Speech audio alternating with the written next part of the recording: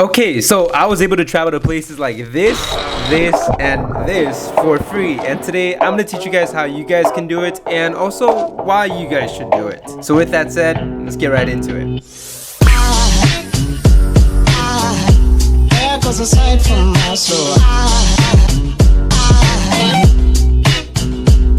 Okay, so that first question you guys might be asking is, why did I solo travel? And honestly, it's a pretty simple question for me. There's two reasons. Number one is because, first of all, my school is online. I'm a college student. I'm actually in my last year of college and I'm doing it online the first quarter. The second one was because I had some flexibility in my work, where I actually make money.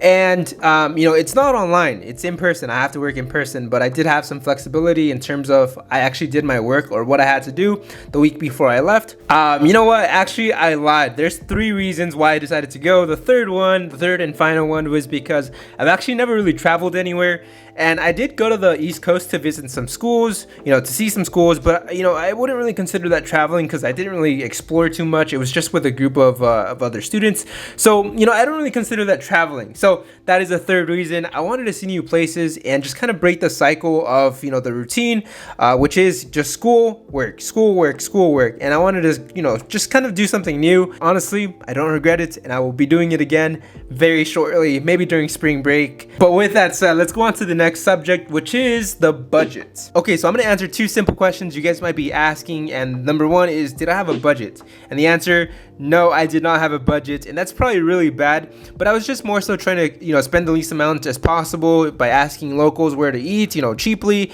and staying in hostels and stuff like that. I wasn't really tracking my expenses. And then the second question you guys might be asking is, my power went out for a second, but the second question you guys might be asking is, how much did I spend in total?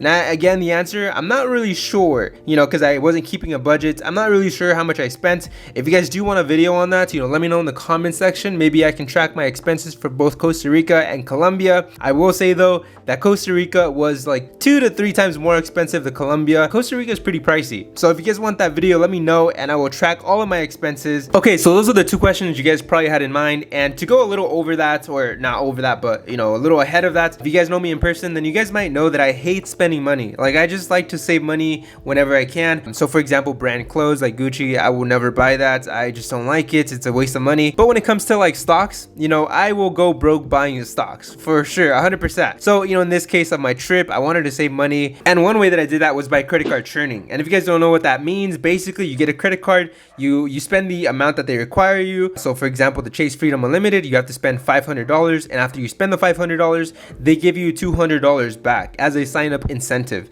So I did that with 3 credit cards. I got the Chase Freedom Unlimited, I got the Chase Sapphire Preferred, and also a Bank of America one, which all gave me a combined sign up bonus incentive of $1,400. Okay, so not only did I want to save money, but I also wanted to make money during my trip. And one of the ways that I did that was by putting my car on Turo. Now, if you guys haven't seen my video, I'm gonna put it right here so you guys can take a look at that after this one, of course. Basically, it's just how it sounds. I put my car on a website, someone rented it out, and at the end, they paid me the money. Now, of course, it wasn't a lot. I think with this one, I think I made roughly $300, maybe a little less. And it took care of half of my accommodations, which is, pretty great. So with that said, we're gonna move on to the next section of the video, which is accommodations. Okay, so for accommodations, I'm gonna go ahead and put a chart up for you guys. This is for Costa Rica, and then Colombia is gonna be later on.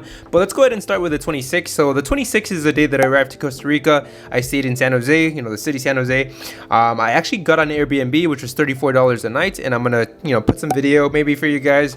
So that was the 26th. The 27th to the 30th, I actually moved to La Fortuna, but I actually got a hostel in that, and it's called Selena Hostel, and that was $112 with 87 cents. And this is the daily rate right here. As for the 30th, I actually moved to a different city called Monteverde, and that was like roughly 2 to 3 hours away. I don't quite remember again. I actually booked another Airbnb, and that was $30 a night. So actually not too bad for Airbnb. I mean, you can't get those prices here in California. And then after the 30th, the 31 to the 3rd, I actually moved to a hostel called La Suerte Monteverde Hostel. And I actually really recommend this one. The breakfast was very, very good. Again, 100% recommend. And this is only $10 a day, breakfast included. So in total, I spent $30 there. Okay, so that was Costa Rica. Now, as for Colombia, again, I'm going to put the chart up here for you guys so you guys can see while I explain. So we have the 4th here. The 4th, I actually slept in the airport. I had a layover in Panama. So, you know, that was free. You know, we love free stuff in this channel. So, you know, there you go. We got a free layover. I actually slept on the seats. It's not very comfortable, but, you know, you can't beat it for the price. You can't really complain. The 5th through the 8th, I actually stayed in an Airbnb. And the only reason I stayed that long in an Airbnb was because I actually had finals during that week or during those days. So obviously, I had to, you know, concentrate and make sure that I, you know, do well on my finals, my exams. So, you know, I paid $93, and that was again in Colombia. The 9th through the 12th, I actually moved and I stayed in a hostel. So that was $10 a day. It was $40. It was actually called the Clock Hostel, and I recommend it as well. It was breakfast included, so $10 a day, breakfast included. I think it's a pretty good deal. As for the 12th, I stayed in a hotel. That's because I moved to a different city. I moved from Cartagena to Santa Marta, and it was actually a pretty good hotel, so can't really complain for the price. And as for the 15th, it was actually my last day in Colombia, the last day of my trip before I went back to, you know, the United States. And that day I stayed in an Airbnb. It was $32, and it was actually the same one that I stayed, you know, during the 5th through the 8th. Okay, so as for the activities for Costa Rica, I'm gonna go ahead and just list them out and just show you guys some pictures and, you know, videos that I took. So the first thing I did was water rafting. That was roughly $110 around there. Ziplining as well. That was roughly $60. I did that in Monteverde.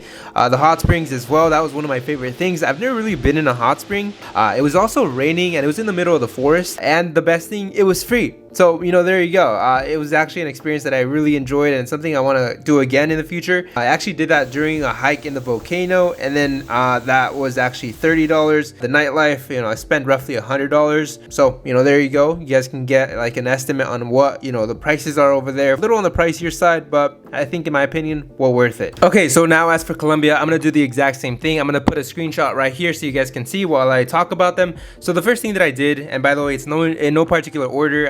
I just wrote them down as I remembered them. But the first and one of the best things that I did, my favorite thing from Colombia, was the beaches. And the best beach that I went to was Baru. So I'm gonna put some videos so you guys can see.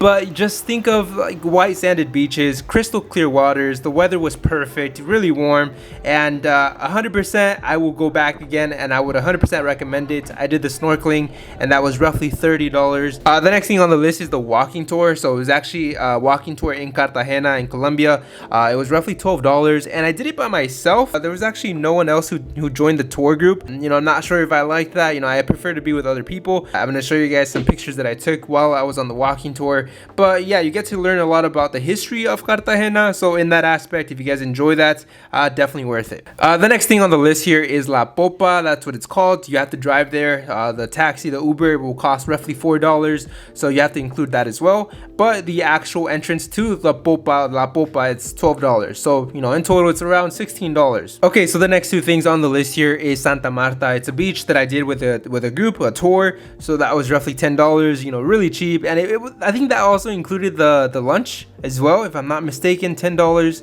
It was like roughly 40,000 pesos, Colombian pesos that is. So again, roughly like $10. Playa Blanca was a little cheaper because it wasn't with a tour. It wasn't with a group of people. It was more so just, you know, you have to go to a boat, and then that transportation is $5. It didn't include the lunch. The lunch was roughly 20,000 pesos, which is okay. So the lunch is roughly $5. So, you know, add the trip with the food, roughly $10 for the day. Really good. And the last thing on the list, the nightlife. I think I spent roughly $90. It could have been a little more, it could have been a little less because I spent cash as well, so I don't quite remember how much. But, you know, let's just say $90 to be safe. Okay, so the next section of the video is the food. Now, obviously, this is going to vary greatly depending where you're at, even within a city. So, for example, if you're in Colombia, in Cartagena to be specific, and if you're in the old town city, you know, the food is going to be pretty pricey because that's very touristy. Whereas if you're, you know, maybe 10 minutes away, 5 minutes away, in Getsemani, for example, the food is going to be roughly half the price even. Now, I will say that within Colombia, if you're in a different city such as Santa Marta, I was paying roughly $3 for a meal. Now, as for Costa Rica, I will say it's a little pricier. I think I spent roughly like $10 per meal. Again, like I said, it's going to depend on what city you're at. So, for example, La Fortuna is very touristy, whereas Monteverde, you know, you're probably going to pay a little less. And obviously, I can only talk about the cities that I went to, so do take that into consideration as well. Okay, so with all of that information information said, I think that pretty much sums up the video. If you guys have any comments, questions, or concerns, let me know in the comment section below. If you guys want to see any information or more information about a certain topic, so for example, the budgets, if you guys want to see, how much I spent overall, in both Colombia and Costa Rica, again, let me know in the comment section, and maybe I'll do that video. Also, I will be doing more trips in the future, so definitely subscribe. And also, if you guys want behind the scene footage, follow my Instagram right there. And with that said, leave a like, subscribe if you're new, and I'll see you guys in the next video. Peace out. Cause aside from my soul,